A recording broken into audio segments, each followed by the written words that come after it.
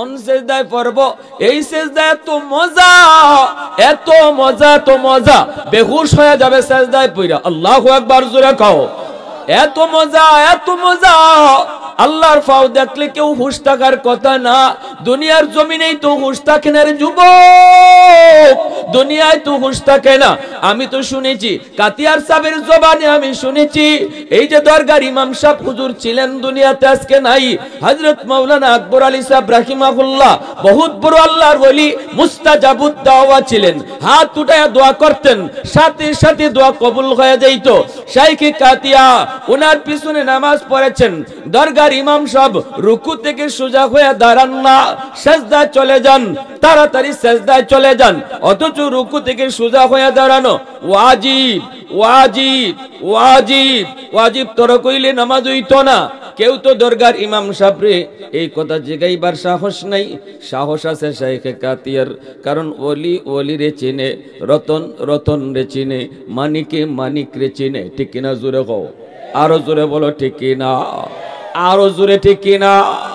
শাইখ কাতিয়ায় কয় হুজুর আপনি রুকু থেকে সোজা হয়ে দাঁড়ালেন না কেন? অথচ সোজা হয়ে দাঁড়ানো ওয়াজিব, এটা তো আপনিও জানেন। দরগার ইমাম সাহেব তখন চোখের পানি ফেলে কান্দার কয় হুজুর আমি কেমনে সোজা হয়ে দাঁড়াইতাম, কই আসিলাম, কই দাঁড়াইছিলাম, কোরআনে আসি, কোনো খবর আমার থাকে না। কারণ রুকু থেকে সোজা হইতে, রুকু থেকে মাথাটা তুললে যখন আমি সেজদা দিমু, সেজদার জায়গায় ছায়া দেখি আমার আল্লাহর ফাও দেখা যায়। আমার আল্লাহর কুদরতি ফাও দেখা মাত্র আমি এমন বেহুশ হই, কত তাড়াতাড়ি আল্লাহর ফাও সেজদা দিতাম। এজন্য আমি কোথায় দাঁড়ানো আছি আমার খবর থাকে না। আল্লাহু আকবার জোরে কও, মুসলমানের আওয়াজে আল্লাহু আকবার, আরো জোরে আল্লাহু আকবার। প্রশংসা করব কার? আরো জোরে কও না কার? গোলামি করব কার? সেজদা দিব কার পায়ে?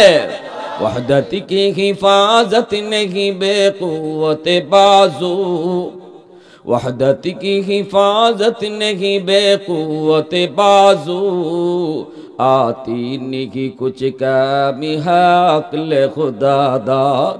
ऐ मर्द खुदा तुझको क़ुव्वत नहीं हासिल, जा बैठ किसी गार में अल्लाह को कर याद। ये सच है कि बातिल की तरफ दार नहीं हम, गद्दार न समझो हमें गद्दार नहीं हम। फूलों की तरह नरम मिजाज अपना है नज़र, हम तीर नहीं नेज़ा व तलवार नहीं हम तीर नहीं नेज़ा व तलवार नहीं हम। মুসলমানের আওয়াজে অল্প সময় একটু জিকির করি লা ইলাহা ইল্লাল্লাহ। আওয়াজ দিয়া ভাই, আওয়াজ দিয়া।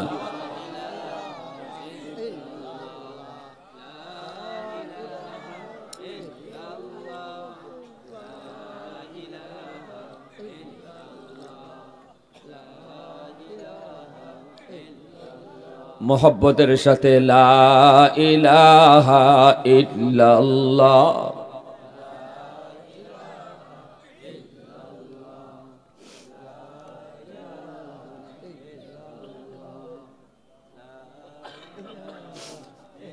আরো জোরে লা ইলাহা ইল্লাল্লাহ।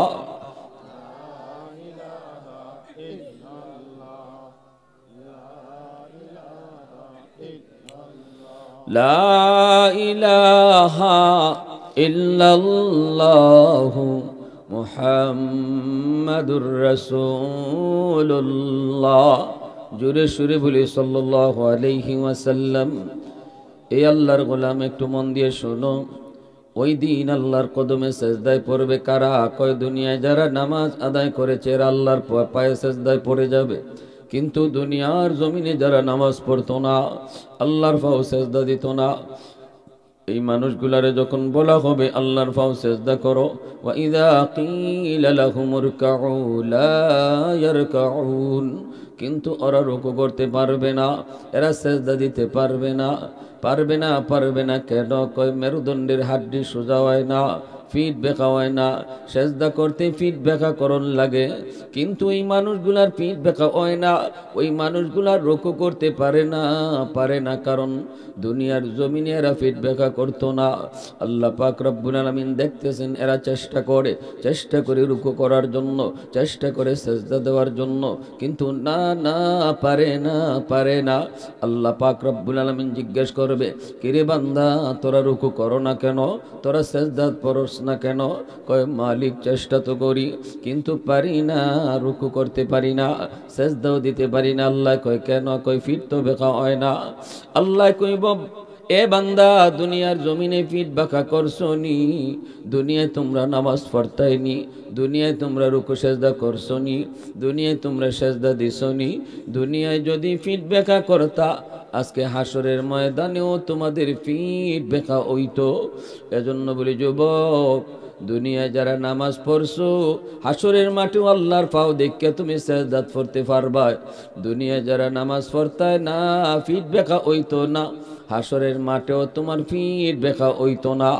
চেষ্টা করবো সেজদা দেওয়ার জন্য, কারণ আপনজন সেজদা দেয়, পরিচিত মানুষ আল্লাহর সেজদা দেয়, বন্ধু তার আল্লাহর সেজদা দেয়, পাশের প্রতিবেশী আল্লাহর সেজদা দেয়।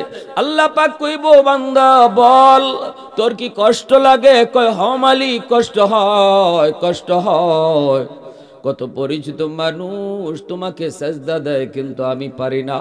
আল্লাহ পাক বলবো, বান্দা দুনিয়াতেও আমি আল্লাহ তোর আচরণে কষ্ট পাইছি।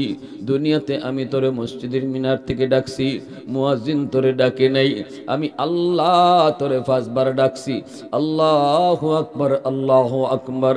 আমি আল্লাহ বড়। বান্দা তোর ঘুম ছোট, আমি আল্লাহ বড়। বান্দা তোর দোকানদারি ছোট, আমি আল্লাহ বড়। এ বান্দা তোর বন্ধু ছোট, আমি আল্লাহ বড়। এইভাবে তোরে আমি দিনও 5 বার তোরে ডাকছি। মসজিদের মিনার থেকে মুয়াজ্জিন তোরে ডাকে নাই, আমি আল্লাহ তোরে ডাকছি, কিন্তু আমার ডাকে তুই জবাব দেও নাই, আমার ডাকে তুই ইশারা দেও নাই। কত আদর করে তোরে আমি ডাকছি। বান্দা জানোসনি ওই দিন তোর আচরণ দেখো আমি আল্লাহ বড় কষ্ট পাইছি, কারণ আসমান জমিনের ভিতরে আমি আল্লাহ তোরে সবচেয়ে আদর করে বানাইছি। আসমান বানাই তো আল্লাহ তার হাত লাগাই নেই, জমিন বানাই তো আল্লাহ তার হাত লাগাই নেই, ফেরেশতা বানাই তো আল্লাহ হাত লাগান নাই। আল্লাহ পাক কোনো কিছু বানাইতে আল্লাহ তার হাত লাগাই নেই। আসমান আল্লাহ বানাইছেন কুন ফায়াকুন বইলা, জমিনও আল্লাহ বানাইছেন কুন ফায়াকুন বইলা, আদেশ দিছেন খুন, সাথে সাথে ফায়াকুন জমিন হয়ে গেছে।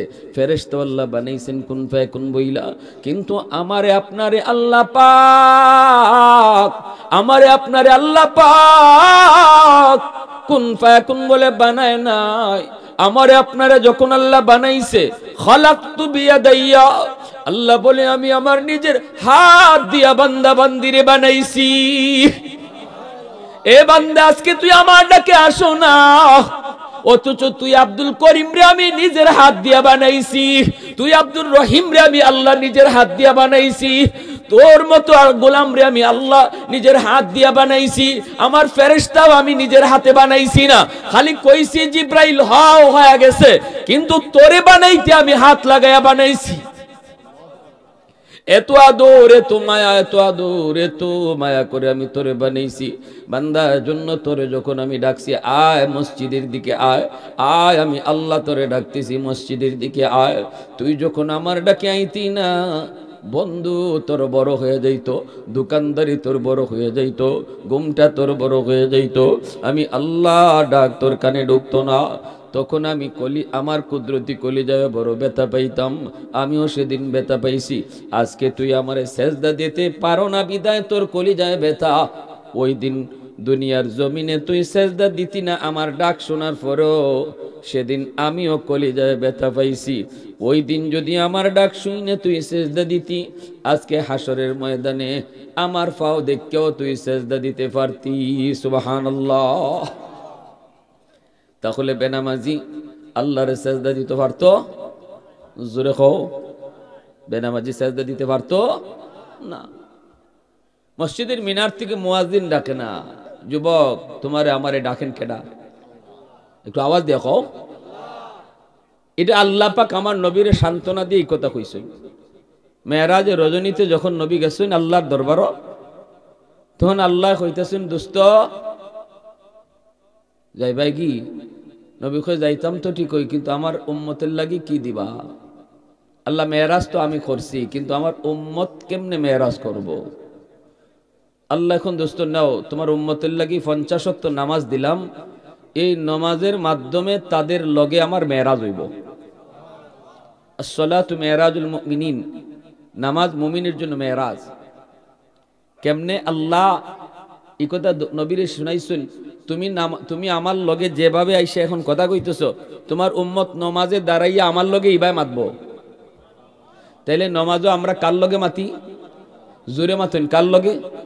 কেমনে মাত্রা হয়? যখনই নমাজি আলহামদু, সমস্ত প্রশংসা, তখনই আল্লাহ বলেন মানিল হামদ লিমানিল হামদ লিমানিল হামদ। আল্লাহ নিজের পরিচয় দেন না, পরিচয় না দিয়ে নমাজিরে আল্লাহ জিগাইন, ও নমাজি কার প্রশংসা করো? তখনই নমাজি কয় লিল্লাহ, আল্লাহর। ওইদিকে আল্লাহর সাথে মাত হয় কেমনে নমাজও? তখন আল্লাহ আবার প্রশ্ন করেন মানিল্লাহ, কে তোমার আল্লাহ? তখনই নমাজি কয় রব্বিল আলামিন, যিনি রব্বুল আলামিন তিনি আমার আল্লাহ। এবার আল্লাহ আবার প্রশ্ন করেন মানির রব, কে তোমার রব?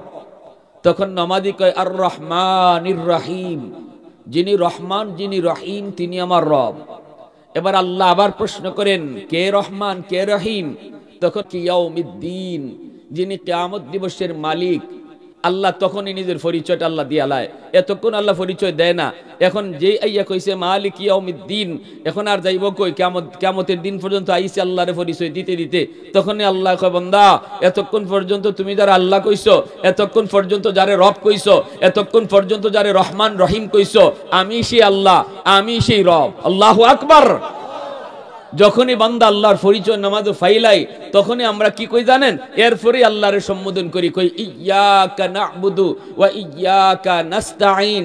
আল্লাহ আমি তোমারই ইবাদত করি, তোমারই কাছে সাহায্য চাই। এই দেখুন এখন আইছে তুমি, এতক্ষণ আসিল তিনি তিনি তিনি রব, তিনি আল্লাহ, তিনি রহমান। আর এখন যে আল্লাহ কয় আমি ওই আমি ওই, তখনই আমরা কইতে তুমি ওই তুমি ওই। আল্লাহ তোমার কাছে সাহায্য চাই, তোমারই ইবাদত করি।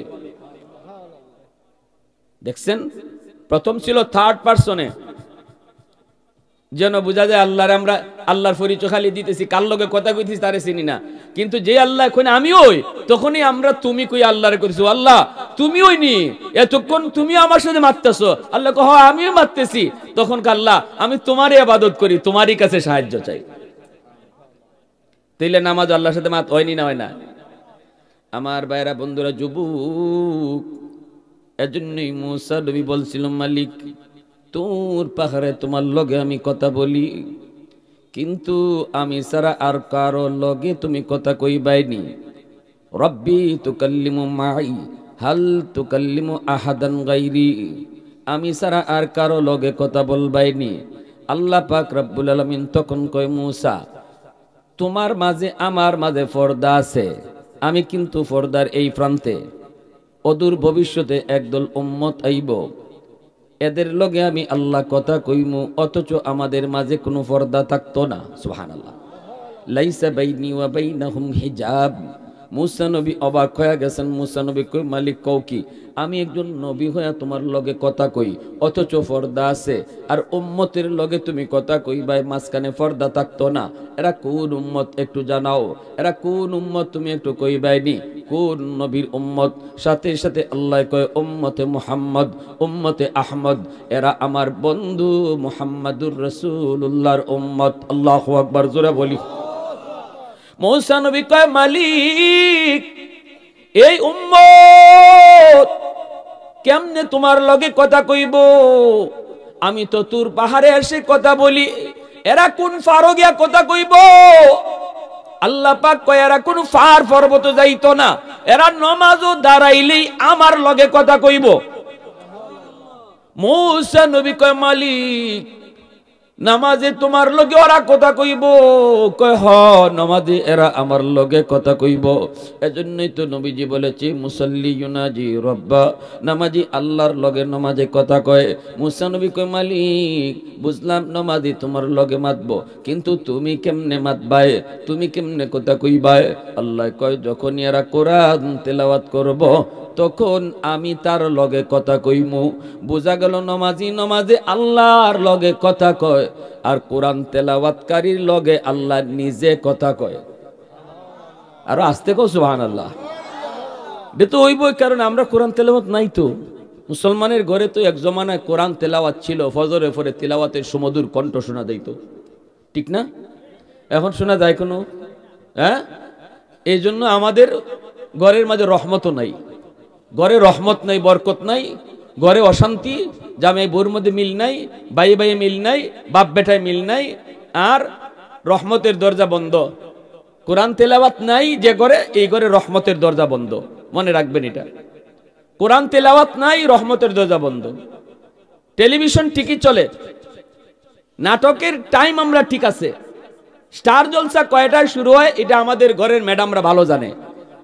দেখবেন টাইমের আগে ওই ভাত রান্দা শেষ যেদিন স্টার জলসা, ঠিক না? নি জানি না আপনাদের দক্ষিণ ভাগের হালত, তবে শহরে বন্দরে জানি আমরা এইরকম, আমার নজরও পড়ছে। যদি জামাইয়ে কইছি ব্যাপারকে আজকে দিয়ে রান্দা আগে শেষ, কমা আজকে নো স্টার জলসা, টাইম হয়ে গেছে, টাইমের আগে তাই অফশোর হয়ে গেছে। কিন্তু আমার ঘরে টেলিভিশনের টাইম আছে কখন চলবে, কিন্তু কোরআন তেলাওয়াতের টাইম নাই। দিন যায়, সপ্তাহ যায়, মাস যায়, মুসলমানের ঘরে তেলাওয়াত হয় না। দরজা বন্ধ, গজবের দরজা খোলা। এজন্য জামাইয়ে যদি বউরে ফিটায়, বউ যদি ফানি ফরার লাগি যায়, হুজুরে যদি ফানি ফরা দেয়, কাম হয় না। কেন কাম হয় না? ও হুজুরে ফানি পড়া যে গরকে ডুববো, এই গরের গিয়া দেখে রহমতের দরজা বন্ধ, দল লাগাইল, ফানি পড়া ডুববো কোন ভাই?